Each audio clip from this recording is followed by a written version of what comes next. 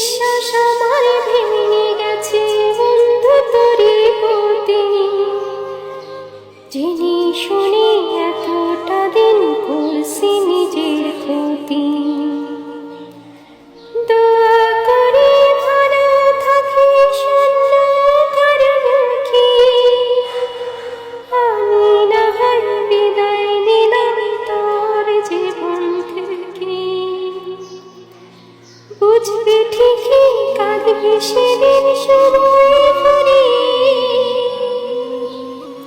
কি ছিলাম যে আমিটা তোর জীবনে। বুঝবি ঠিকই কাঁদবি